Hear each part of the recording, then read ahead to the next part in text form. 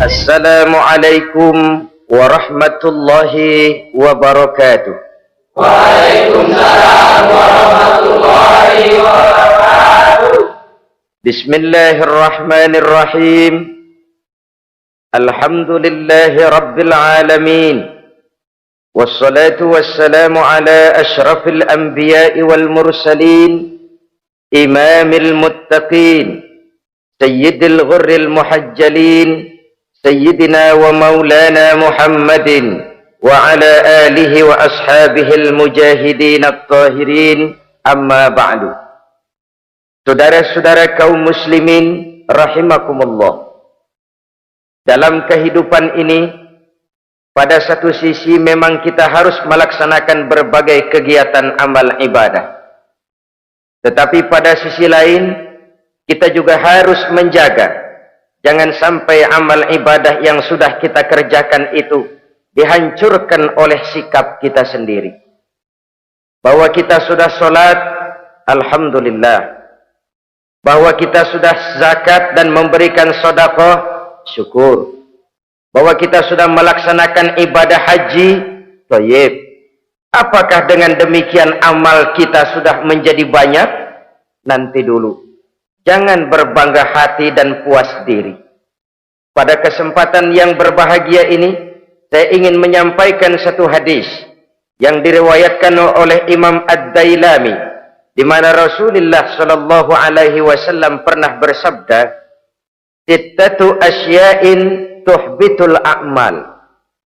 Ada 6 perkara yang bisa menghancurkan amal yang sudah kita kerjakan.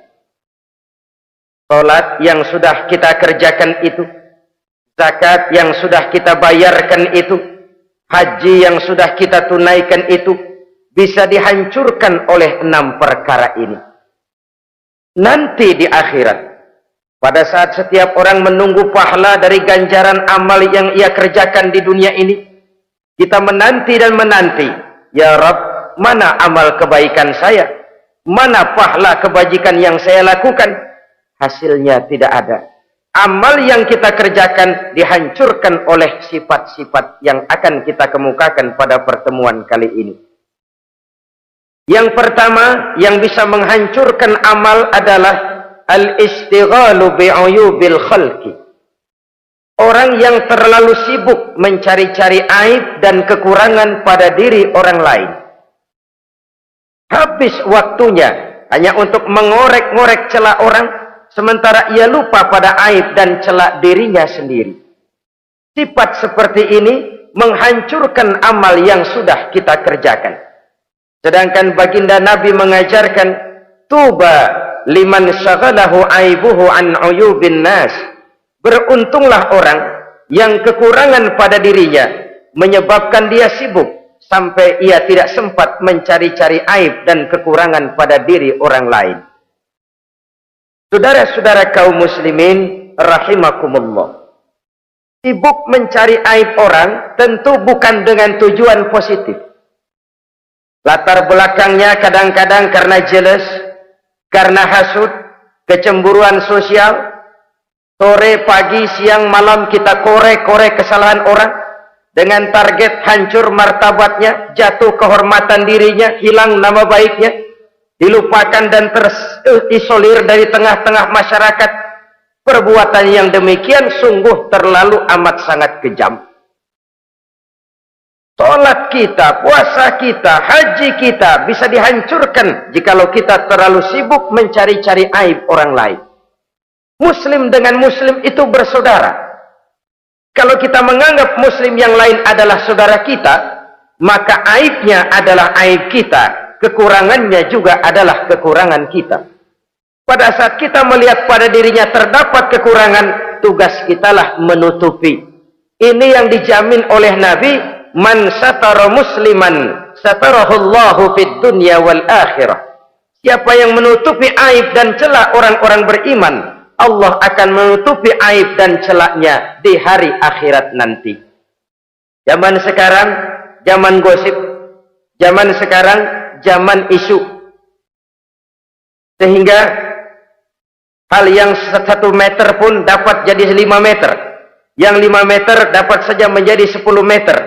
Kita sibuk membumbui hal-hal yang kita tidak tahu duduk perkara yang sebenarnya. Bahkan lebih celaka, kadang-kadang kita malah sok tahu. Memberikan vonis dari sudut pandang kita sendiri. Adalah tidak bijaksana jika kita mengukur baju orang lain dengan badan sendiri. Baju orang lain kita ukur pakai badan kita. Tentu saja enggak pas. Begitulah. Terlalu sibuk mencari-cari aib orang lain, menghancurkan amal ibadah yang sudah kita kerjakan. Na'udzubillah, summa na'udzubillah. Kadang-kadang hadir majelis taklim di pengajian, ngaji setengah jam, ngomongin orang 2 jam setengah.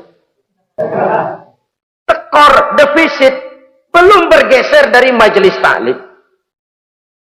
Ini kan penyakit rohani, di mana kedudukan kita antara sesama muslim bagaikan satu tubuh. Kalau yang satu sakit, yang lain ikut merasakan sakit. Yang satu terhina, yang lain ikut merasakan terhina. Jadi pada saat kita melihat aib orang lain, kita ceritakan di mana-mana, kita bongkar di mana-mana, tentu satu hal yang jelas, kita tidak senang kepada orang itu. Kita tidak senang kepada orang itu. Dan kalau sudah tidak senang, maka fungsi persaudaraan bisa berubah menjadi permusuhan. Oleh sebab itu, kalau ada 2 orang berselisih, boleh kita bohong untuk mendamaikan 2 orang tadi. Misalnya si A sama si B berantem nih, jengkel, marah-marahan. Saudara datang ke rumah si A. A, saya dengar kamu lagi marahan sama B. Iya itu si B, kurang ajar. Bangsat, bajingan, tengik. Pokoknya kalau ketemu awas. Saya kira sih nggak begitu. Tadi saya ketemu B, dia bilang malah kangen sama sampean. Dia pengen ketemu. Ingat masa lalu zaman sebantal berdua, sebatang rokok berdua. Dia kangen pengen ketemu. Padahal si B nggak ngomong apa-apa sama saya. Saya olah sedemikian rupa sampai si A tenang. A tenang, saya datang ke rumah B. B, katanya kamu lagi marahan sama si A. Iya tuh A, unyuk monyet. Udahlah, pokoknya kalau ketemu dia saya hantam habis. Barusan saya ketemu si A, dia bilang pengen ketemu ente, pengen ngobrol kayak dulu, mengembalikan keharmonisan yang hilang, mengembalikan kehangatan persaudaraan yang lenyap. Si A tenang, si B adem. Kenapa? Karena bohong saya. Kesana saya ademin, kesini saya ademin. Jenis bohong seperti ini berpahala. Kenapa? Tujuannya mendamaikan orang yang sedang berselisih. Tapi kan orang bermental seperti ini jarang. Yang banyak kan tukang kompor sekarang. Kalau angetin sini, angetin, murub deh. Datang sama A, lu marahan sama B. Iya, gue kesel banget sama B. Emang? Wow. Diemang-emangin. Oh, udah dah, pokoknya gue mah kalau jadi elo takut sama si B, gue buka celana, gue pakai rok deh. Si A panas. A panas, datang ke rumah B. Komporin lagi. Dua-duanya panas, koslet, terjadi perkelahian. Biang iblisnya tukang kompornya. Sampai untuk mendamaikan 2 orang yang berselisih, diizinkan berdusta. Kenapa? Prinsip Islam itu islah. Mencari jalan damai, bukan mengeruhkan suasana. Inilah realitas di tengah-tengah masyarakat. Enakan ngomporin daripada nyiramin. Enakan manasin daripada mendamaikan 2 orang yang sedang berselisih. Apalagi kalau kita punya kepentingan, main nimbrung aja kayak toge. Kagak ngerti urusan, nyampur aja nyampur. Toge kan begitu, toge ada laksa nimbrung, ada gado-gado ngikut, ada kredok masuk. Kagak ngerti juntrungan masalah, main nyampur aja nyampur. Ini kan tidak objektif namanya. Nah, mental seperti ini, wah, sholatnya khusyuk, zakat bayar, sedekah iya, tapi kalau suka cari-cari aib orang, jembreng kesalahan orang di mana-mana, sholatnya, puasanya, hajinya bisa dihancurkan oleh mental yang seperti ini. Jangan bangga-bangga, sholat saya sudah banyak, puasa saya hebat, mantap, haji saya tiap tahun mondar-mandir ke Mekah. Tapi kalau mental seperti ini masih ada, waspadalah. Amal yang kita kerjakan bisa hancur oleh mental, sikap mental kita sendiri. Ini yang pertama. Yang bisa menghancurkan amal terlalu sibuk mencari-cari aib orang lain. Satu. Yang kedua, saudara-saudara, wa qaswatul qalbi.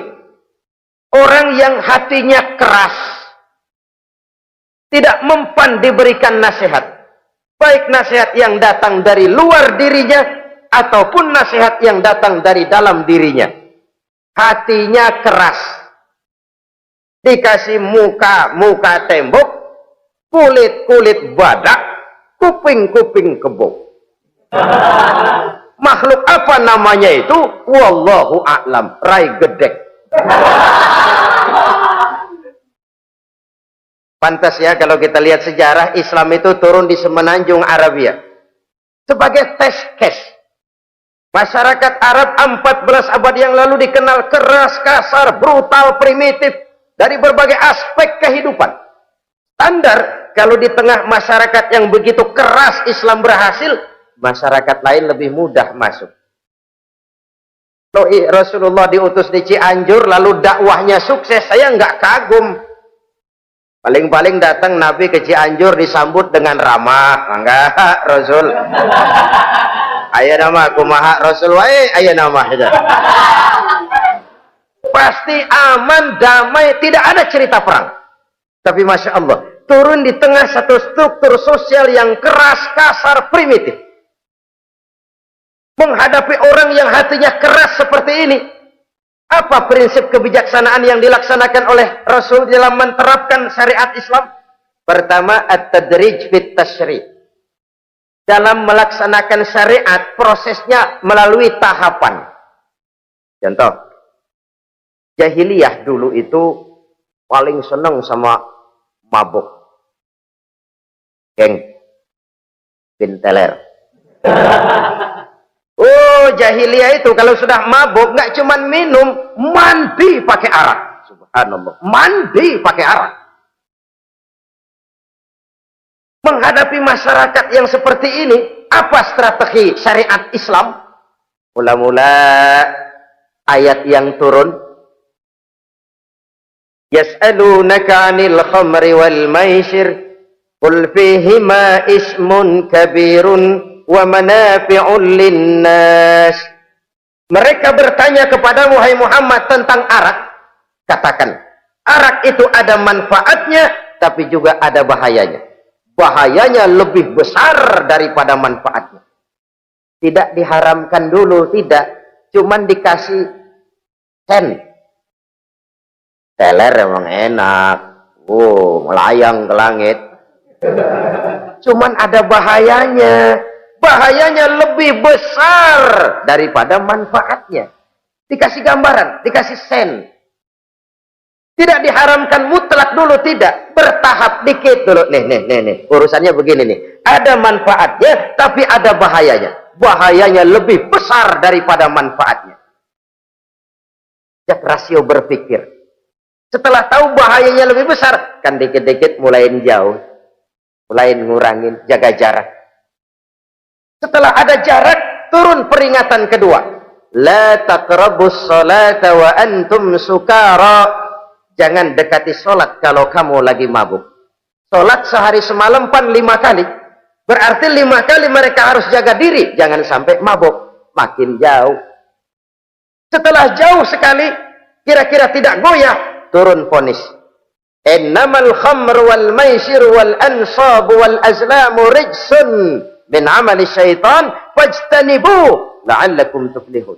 Arak itu najis, kotor, perbuatan setan. Jauhi, pasti kamu akan beruntung.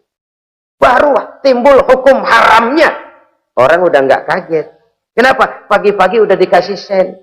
Bahayanya lebih besar. Kalau sholat jangan, kalau mabuk jangan mendekati sholat. Makin jauh. Ini tahapan. Sama juga kita kan. Begitu jebrol lahirnya cuman susu ibu. Gedean dikit sang ambon. Kan gitu. Gedean dikit pisang ulek. Gedean dikit nasi. Udah gede bener jengkol jijelin. Proses. Coba bayi begitu lahir kasih pisang batu, tenggeng. Gak kuat menerima, belum waktunya. Ini proses yang dilaksanakan oleh strategi syariat Islam untuk mengobati penyakit qaswatul qalbi ini. Keras hati. Syariatnya bertahap. Tidak drastis. Tidak kalau sudah begitu ya mesti begitu. Tidak.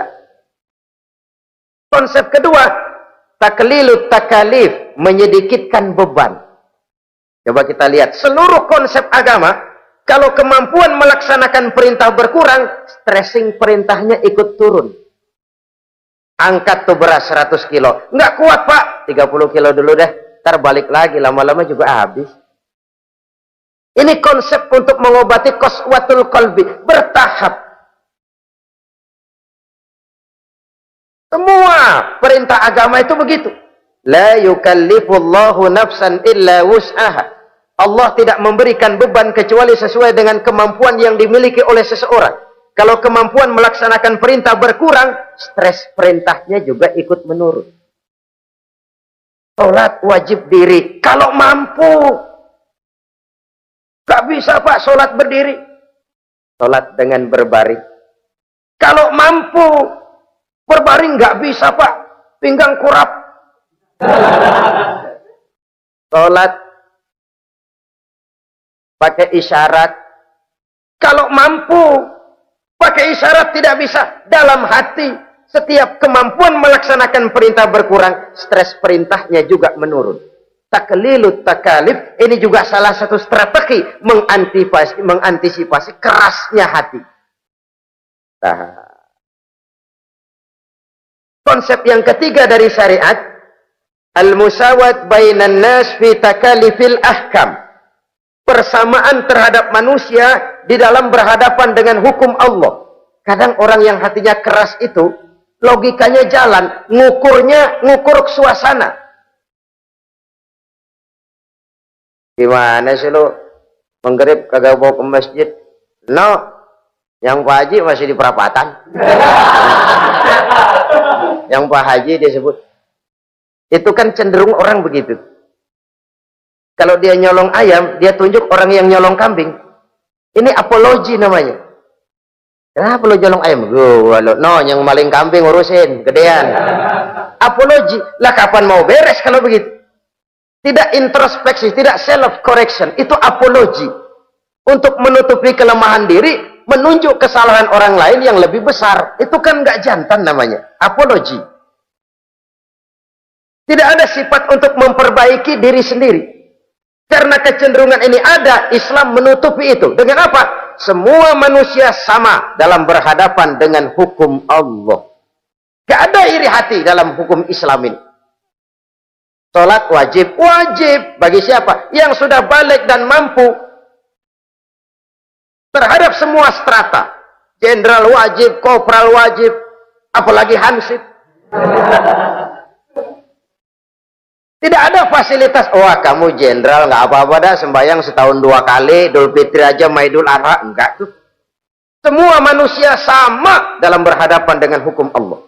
Itu yang Nabi ingatkan. Orang-orang sebelum kamu dahulu hancur, umat-umat sebelum ini rusak binasa. Kenapa? Karena mereka, kalau orang kecil berbuat salah, hukum cepat-cepat ditegakkan. Tapi kalau yang besar berbuat salah, mereka diam pura-pura tidak tahu. Jadi apa ini? Yang namanya mafia peradilan bukan cuma zaman ayeuna. Sejak zaman sebelum Islam, Nabi sudah mengingatkan. Mereka dahulu hancur. Kenapa? Kalau orang kecil berbuat salah, hukum buru-buru ditegakkan. Rame-rame dikeroyokin. Giliran yang gede berbuat salah, diam pura-pura nggak tahu. Hukum pakai pandang bulu. Saudara-saudara kaum muslimin, rahimakumullah. Oleh karena itu orang yang keras hati itu bisa merusak amalnya sendiri. Nggak mempan nasihat, rai gedek, muka-muka cuek. Baik nasihat yang dari luar maupun nasihat yang dari dalam nggak mempan. Kan dalam hidup ini ada nasihat dari luar, dari orang lain, bisa dari fenomena kehidupan. Ini juga nasihat. Oh, dia itu kaya tapi pelit. Hatinya begitu ya. Katanya menteleng. Itu kan nasihat. Itu kan nasihat. Oh, dia waktu berkuasa tapi zalim, matinya begitu. Perutnya pancung. Fenomena kehidupan yang kita lihat, yang kita dengar, yang kita saksikan, itu semuanya bisa nasihat. Unzuru kaifa kana akibatul mukadzibin. Lihat kehidupan ini.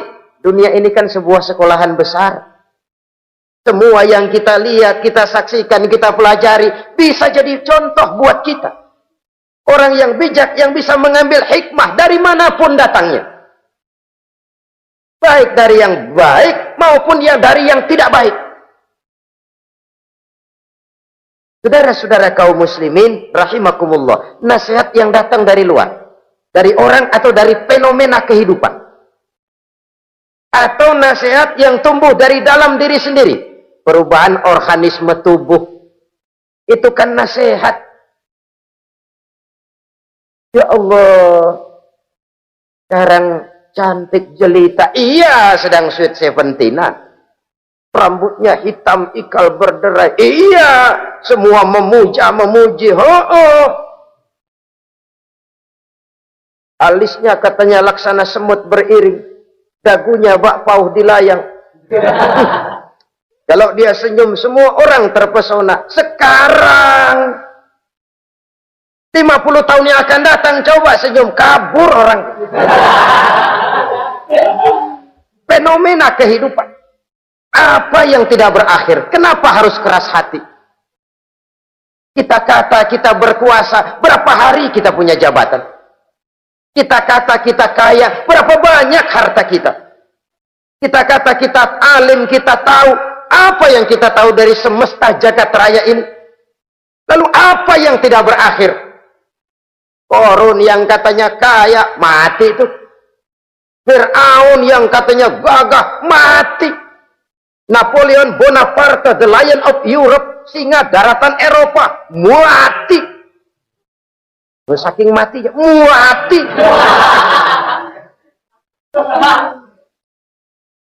Kenapa harus keras hati?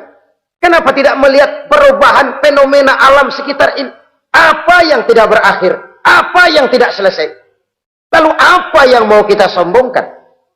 Kenapa kita harus keras hati? Sehingga pantas dalam hadis kursi Allah menyatakan al-kibriya'u libasi. Sombong itu pakaianku. Manusia enggak pantas pakai pakaianku, kegedean. Pakaian Allah mau dipakai. Kalau Allah sombong, udah pantas aja udah. Kenapa? Kagak ada Tuhan lain selain dia. Udah pantas dia nyombong. Kita nyombong apaan?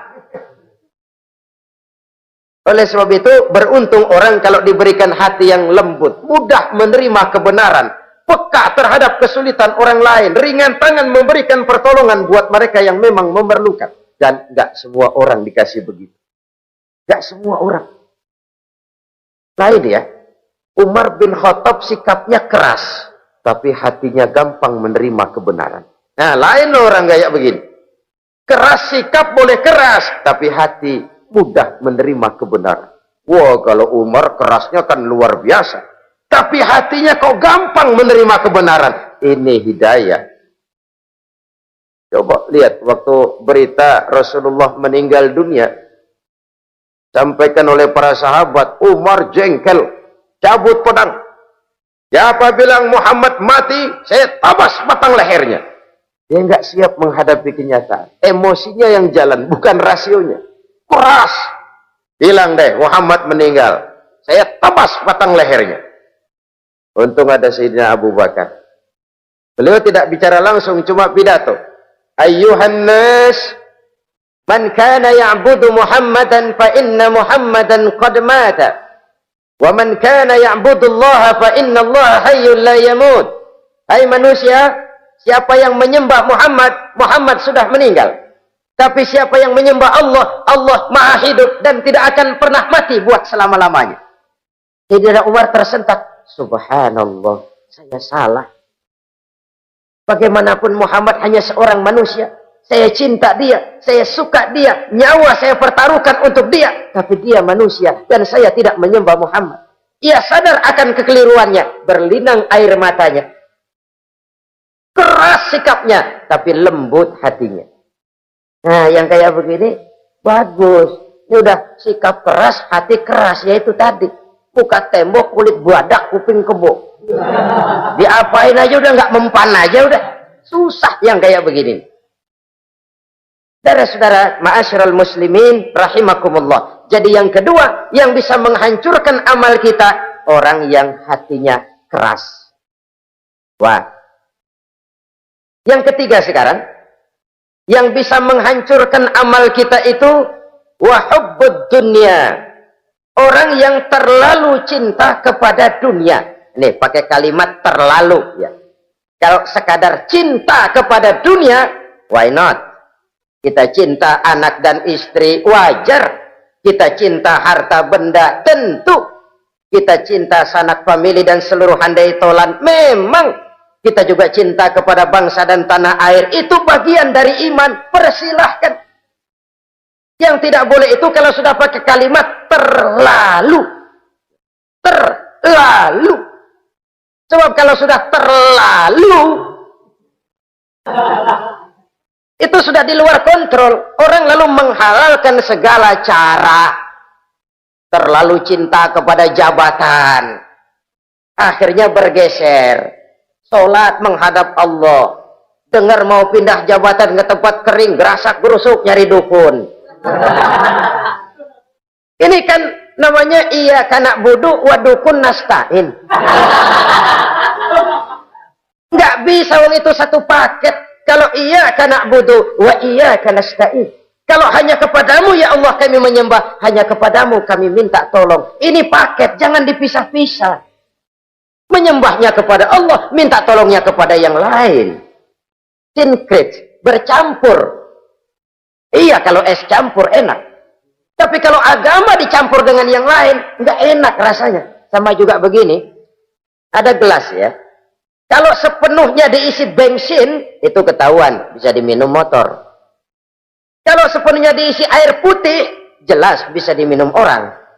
Tapi begitu separuh diisi bensin, separuh diisi air putih, kacau dah. Motor minum, mogok. Orang minum, mabok. Dijual juga nggak laku. Kenapa? Sinkret. Maka Allah pesan, wala talbisul haqqa bil batil. Jangan kau campur aduk yang hak dengan yang batil. Saudara-saudara kaum muslimin rahimakumullah.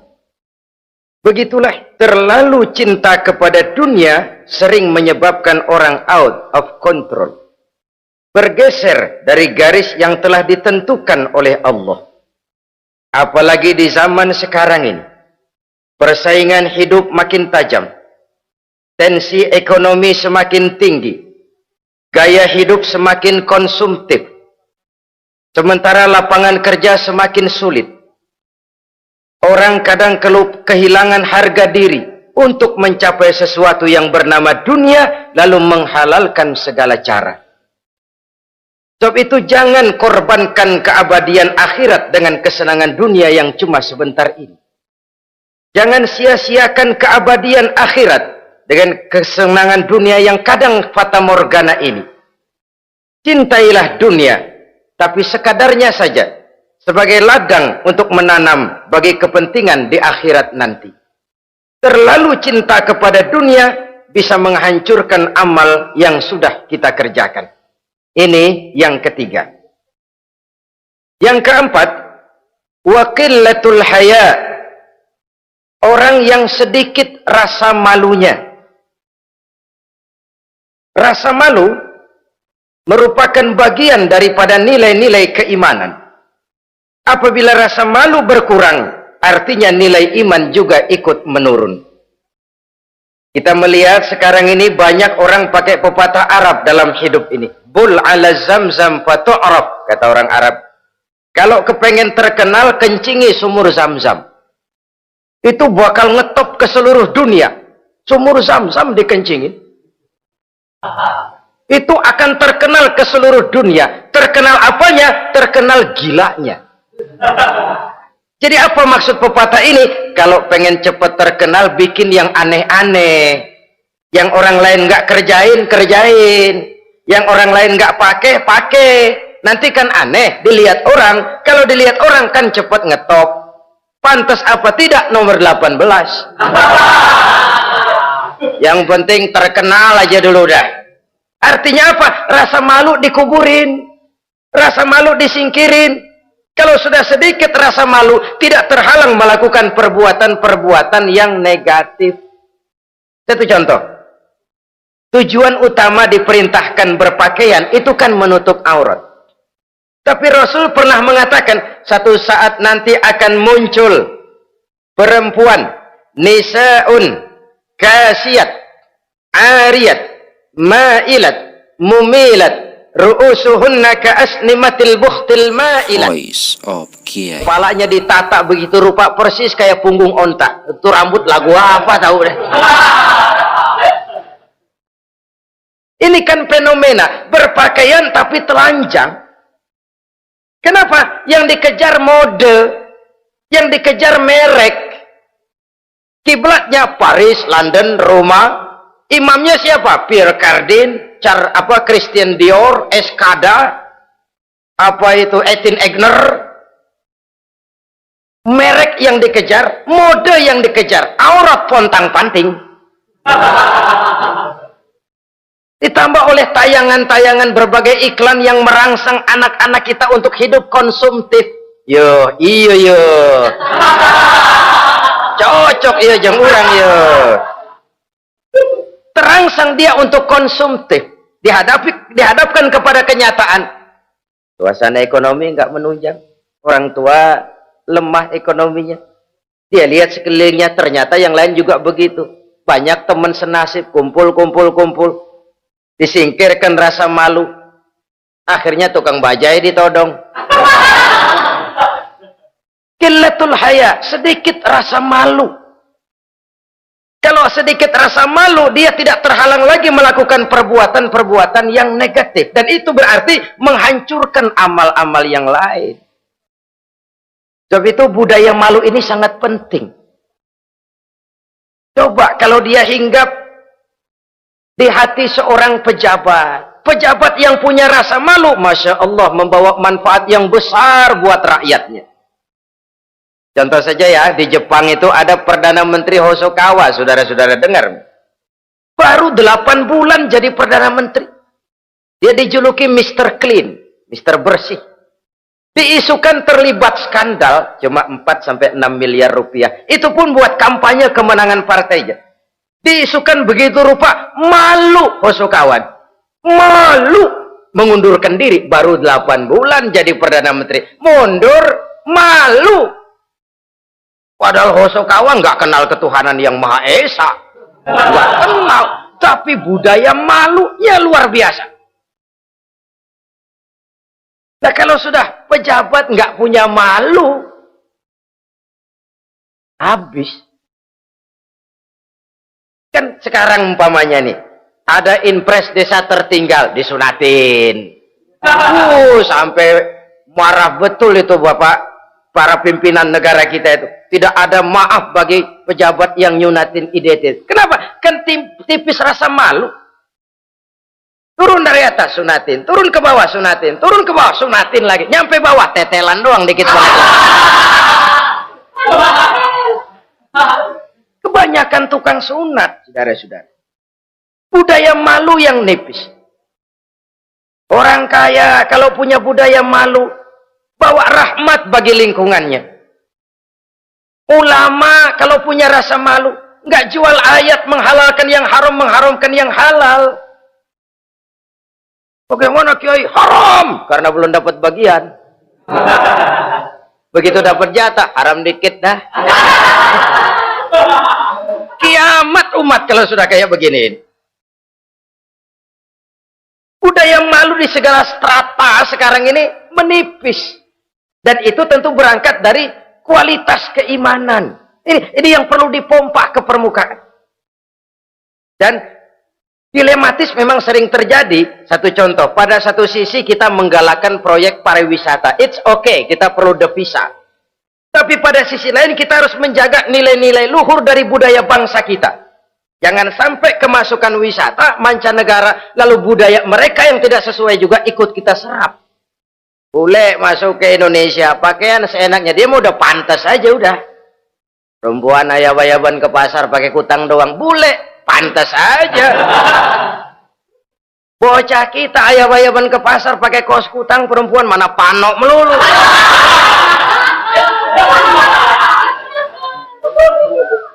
Menipisnya budaya malu. Ada standar bahwa mode hal kedua, merek apalagi. Yang pertama itu menutup aurat dari sisi berpakaian saja. Kalau anak-anak kita diracuni oleh yang namanya mode, diracuni oleh yang namanya merek, dia akan terbuai hidup dalam alam kepalsuan. Sekarang ini hidung pesek bisa dibikin mancung. Kulit keriput jadi kenceng. Operasi plastik. Pada sisi lain pengaruh duit juga luar biasa. Di aki-aki keriput kalau habis gusuran kenceng lagi. Pasaran keras lagi. Oleh sebab itu budaya malu ini perlu kita kembangkan. Supaya di semua strata sosial memiliki budaya yang namanya malu. Sederhana memang, tapi tidak semudah mengucapkannya. Sampai-sampai dijadikan taruhan al-haya'u minal iman. Rasa malu itu bagian daripada iman. Dan malu yang tertinggi, kalau sudah punya malu kepada Allah, itu puncak. Puncaknya di situ. Kalau cuma malu sama mertua, ngaling aja dikit, dia kagak tahu deh. Kalau cuma malu kepada petugas keamanan, terlalu banyak tempat yang mereka nggak lihat. Tapi kalau sudah budaya malu kepada Allah, tidak sejengkal tanah pun terhalang dari pengetahuan Allah. Ini nantinya juga punya pengaruh sosial. Sosial kontrol sekarang juga sudah renggang. Dulu kalau ada hal yang dianggap aib, satu kampung tahu. Malunya selebar awak. Sekarang budaya hidup sudah individualis. Tetangga mau apa kayak cuek aja udah. Akhirnya orang anteng lah, nggak apa-apa ini, dah tenang aja dah, besok begitu aja lagi. Sosial kontrol juga sudah agak renggang sekarang ini. Kalau dulu orang punya rasa sosial kontrol yang begitu dekat.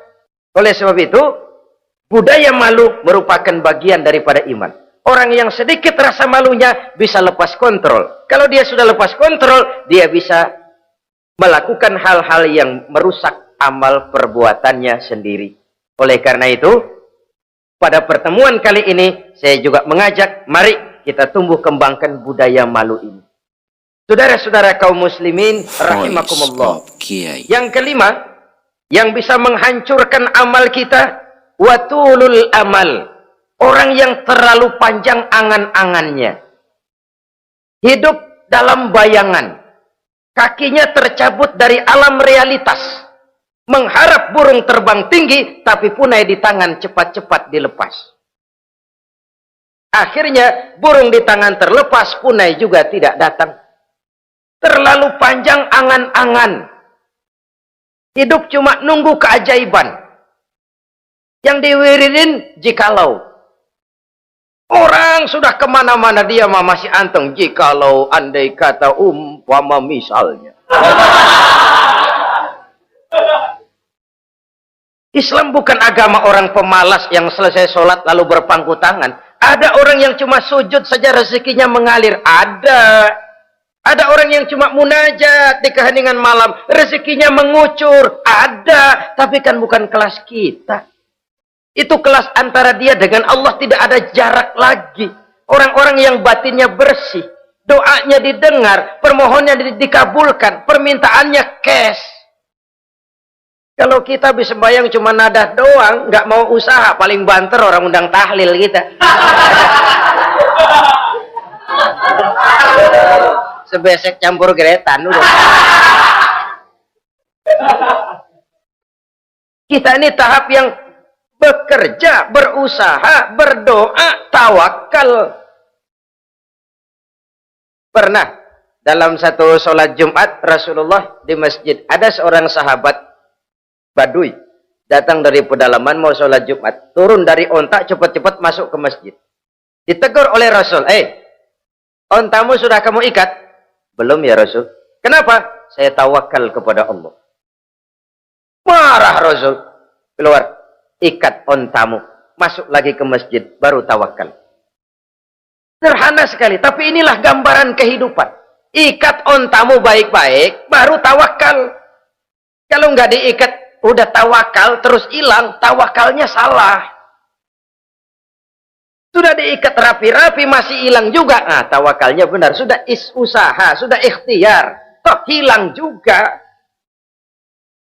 Gambarannya sederhana. Ikat ontamu baik-baik. Lalu masuk ke masjid. Barulah engkau bertawakal. Jangan onta dibiarin keliaran. Lalu tawakal. Tawakalnya yang salah. Saudara-saudara kaum muslimin. Rahimakumullah. Islam mengajarkan keseimbangan. Kita wajib berusaha. Tapi tidak wajib untuk berhasil. Hasil itu hak prerogatifnya Allah. Berusahalah sebagaimana harusnya di satu sisi. Tapi minta tolonglah kepada Allah di sisi lain. Ada keseimbangan. Orang yang terlalu panjang angan-angannya biasanya malas bekerja. Terangsang ngejar kerjaan yang gede, yang kecil kagak dikerjain. Akhirnya yang kecil lewat, yang gede kagak datang. Padahal rezeki itu kan yang penting mudawamahnya ya, rutinnya. Biar banyak tapi begitu sekali datang banyak, begitu stop 10 tahun kagak datang terus. Sengsara juga. Yang penting mudawamah, kontinunya itu. Biarin duit sih banyak, asal rutin aja. Gak apa-apa. Tulul amal, terlalu panjang angan-angan. Hidup di alam bayangan. Terlepas kaki dari akar kenyataan. Hidup ini kan kenyataan, harus dihadapi secara nyata. Islam ini agama yang wajar, hiduplah secara wajar. Jangan melakukan sesuatu yang memang bukan makom kita di situ. Artinya apa? Kalau memang kita cangkir, lalu minta air seember, kan lebihnya mubazir. Cangkir, minta air diisiin seember. Buat apa lebihnya? Bukan makom kita. Jangan tercabut dari akar kenyataan. Siapa sih kita ini? Jangan ibadah baru ala kadarnya, sikap udah kayak wali. Iyalah kalau wali cuma sujud, permohonannya makbul. Kenapa? Dia dengan Allah itu nggak ada jarak. Kita, lapisan dosa kita yang bikin jarak. Kayaknya sering dijelaskan ya. Kalau ada hadis, siapa yang baca Bismillahirrahmanirrahim, dia lewat di atas air, beku itu air, dia bisa jalan di atas air. Bismillah saja bisa jalan di air. Tapi kan soalnya kemudian, Bismillahnya orang yang bagaimana? Model kita, maaf lah, 1000 kali baca Bismillah, lewat di empang, tenggelam kita. Bukan Bismillahnya yang lain. Yang baca mentalnya, pribadinya yang lain. Makom kita belum di situ. Kalau memang makom kita masih harus berusaha, berusaha. Bahwa nanti Allah berikan rizki lewat jalan yang tidak kita sangka-sangka. Itu sih urusan Allah. Itu sih haknya Allah. Tapi urusan kita harus berusaha sebagaimana harusnya kita berusaha. Emang jodoh dari Tuhan, apanya pakai nyari, nanti juga aja datang cuma nenek-nenek kali.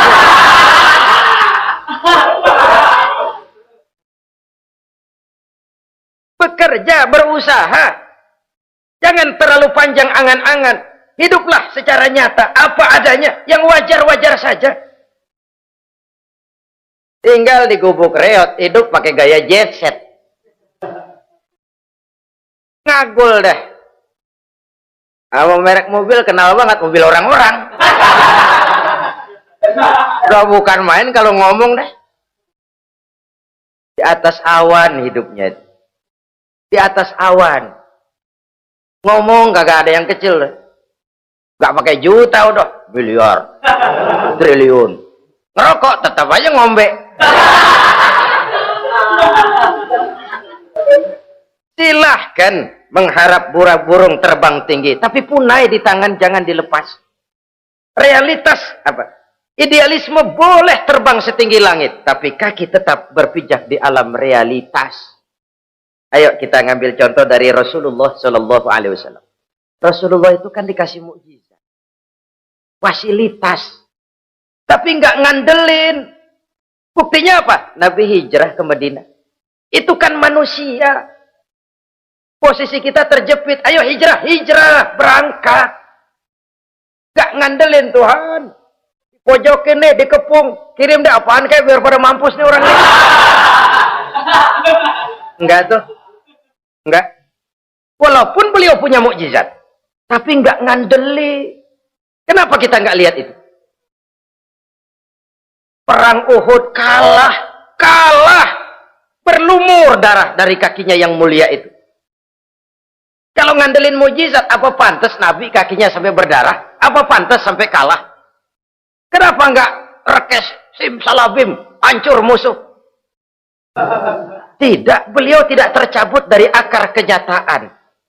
Beliau manusia, hidup dan berjuang secara manusiawi. Perkara Allah mau kirimkan mukjizat, itu haknya Allah. Waktu di Taif, saudara masih ingat, dilontari dengan batu, menghindar ke kebun anggur. Turun malaikat Jibril, Muhammad, innallaha amaroni an uti'ak. Allah perintahkan saya datang menemuimu di sini untuk mendengar komandomu. Sekarang apa mau kamu? Kalau mau kau orang Taif yang melontari kau dengan batu hancur, saat ini saya angkat Jabal Uhud. Saya timpakan mereka biar mati semua. Bagaimana? Dalam keadaan terpojok, dilemparin batu, dikeroyokin, menghindar ke kebun anggur, turun Jibril nawarin bantuan. Apa jawab Nabi? Jangan Jibril. Jangan. Saya diutus bukan buat ngancurin orang. Saya ini rahmah bagi alam. Tapi kamu disambitin. Biarin. Saya berjuang jangka panjang Jibril. Kalau sekarang mereka ingkar. Barangkali nanti anak-anaknya mau beriman. Saya tungguin anaknya. Kalau anaknya kafir lagi Muhammad. Cucunya. Oh susah Muhammad, susah. Kenapa? Bagaimana bapak begitu anak? Gak begitu. Lalu mau kamu apa? Saya mendoakan mereka. Allahumma hdi qaumi fa innahum la ya'lamun. Ya Allah, berikan hidayah kepada mereka yang nyambitin saya. Karena mereka enggak tahu. Disambitin berdarah, yang nyambitin didoakan. Pada satu sisi ini menunjukkan tingginya akhlak Nabi. Pada sisi lain ini menunjukkan Nabi juga mengatur strategi secara manusia. Tidak simsalabim. Tidak tercabut dari akar kenyataan. Padahal kita kalau lagi kepepet ada yang nolongin, kan demen banget. Kali mah kalau kita yang jadi nabi tuh, disambitin orang, turun Jibril, bagaimana hancurin? Sikat Jibril dah. Habisin aja, habisin. Hijrah ini usaha ikhtiar manusiawi. Perang kalah manusiawi. Putra tercinta wafat berlinang air mata manusiawi. Sakit manusiawi, padahal punya mukjizat. Tapi nggak ngandelin, semua nabi juga gitu. Nabi Musa dikasih tongkat. Tapi berapa kali tuh tongkat dipakai? Waktu ngelawan tukang sihir, waktu nyebrang di Lautan Merah.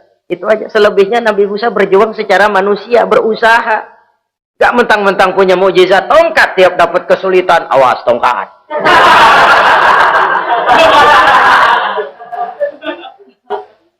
Utuh manusiawi. Ini Rasul. Kenapa kita nggak lihat itu? Kenapa kita lalu tercabut dari akar kenyataan dan hidup dalam khayalan?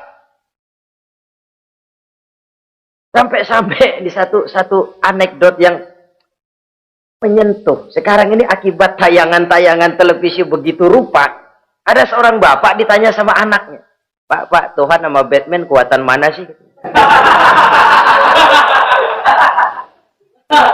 Logikanya sudah dipenuhi oleh gambaran Batman.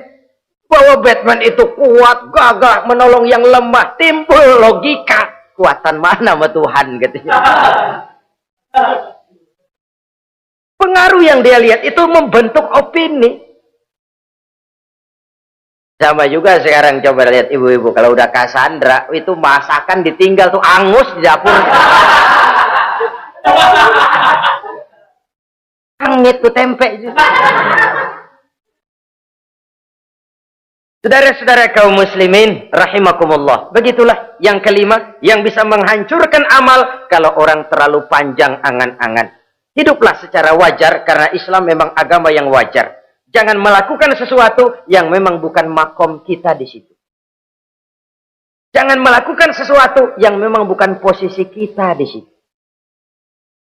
Kullun ya'mal ala syakilatih. Jangan minta ayam menggonggong. Jangan minta kambing mengeong. Bukan bagiannya. Bukan bidangnya.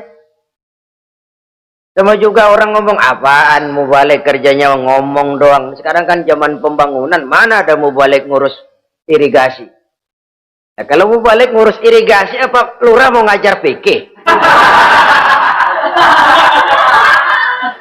Jangan tercabut dari akar kenyataan. Toh prinsip modern saja mengajarkan the right man on the right job, the right man on the right place. Orang harus ditempatkan sesuai dengan bidangnya. Jangan tercabut dari akar kenyataan. Inilah kita dan inilah yang harus kita lakukan. Hidup ini kenyataan, hadapilah secara nyata. Perkara Allah mau membuat yang lain, itu hak prerogatif Allah, bukan urusan kita. Yang terakhir saudara, yang keenam yang bisa menghancurkan amal kita, wa zalimun la yantahi. Perbuatan zalim yang tidak sanggup dihentikan. Zalim kepada Allah, zalim kepada makhluk, atau zalim kepada diri sendiri. Ada orang zalim kepada Allah. Begini banyak nikmat yang diberikan Allah, nggak sanggup dah kita ngitungnya. Dari bangun tidur sampai tidur lagi nikmat nggak pernah berhenti itu. Bahkan kita tidur sendiri. Sadar nggak kita waktu tidur nggak berdaya? Coba ketika kita ngorok pulas, andai kata kecoa 16 masuk ke kuping kita. Siapa yang mau jagain? Siapa yang mau jagain? Nikmat.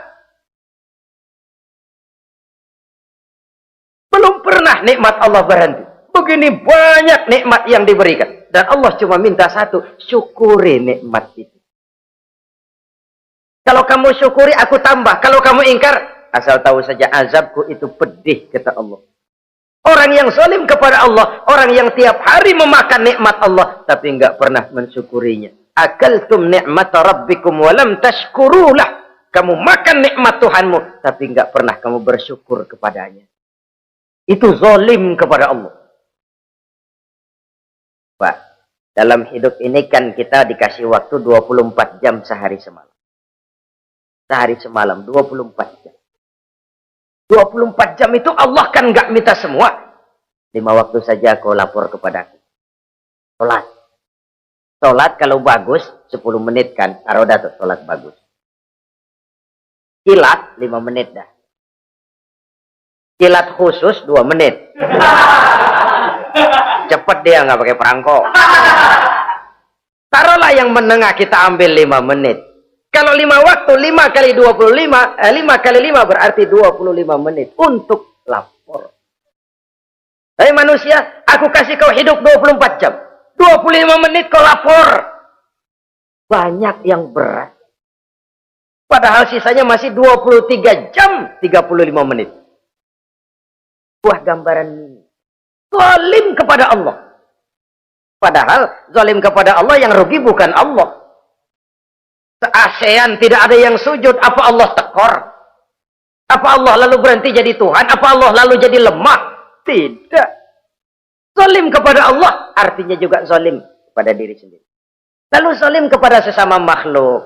Kadang tidak kita sengaja. Karena itu dalam Islam tidak ada kebebasan mandiri. Ya contohnya ya. Kita beli radio. Kita setel di rumah kita sekeras-kerasnya. Terus dalam hati nih. Radio gue. Beli gue, pakai duit gue. Gue setel di rumah gue. Sekeras-kerasnya urusan apa sama orang. Kata kita. Tetangga kita kan boleh juga ngomong begitu. Mata gue. Yang ngantuk gue. Gue tidur di kamar gue. Ngapa suara radio lu masuk kemari? Ini kebebasan saya nyetel radio dibatasi oleh kebebasan tetangga saya yang mau tidur. Kalau saya perturutkan nafsu saya sudah zalim kepada dia. Zalim kepada orang lain. Dan yang banyak tidak kita sadari, zalim kepada diri sendiri. Membiarkan diri hanyut dalam munkarat dan tanpa ada usaha untuk menghentikannya. Tidak ada orang yang bisa mencelakakan diri kita terus-menerus kalau bukan diri kita sendiri. Tidak ada yang bisa menyelamatkan diri kita kalau bukan kemauan kita yang tinggi untuk menyelamatkannya. Allah sudah ciptakan kita dalam bentuk yang paling mulia. Fi ahsani taqwim. Dari sekian banyak makhluk yang diciptakan Allah, tidak ada yang sekomplit, seindah, secantik manusia. Ini harus dijaga. Jangan posisi yang sudah tinggi ini kita rendahkan sendiri. Fi ahsani taqwim posisi kita. Tapi kita rendahkan, kita kembali asfala safilin. Posisi yang paling rendah, kita zalimi diri kita sendiri. Karena itu, zalim kepada Allah, zalim kepada orang lain, zalim kepada diri sendiri, akarnya sama, mendatangkan kerugian. Dan bisa merusak amal yang sudah kita kerjakan. Oleh karena itu, mari sama-sama kita berusaha. Pada satu sisi kita melaksanakan amal ibadah sebagaimana yang seharusnya.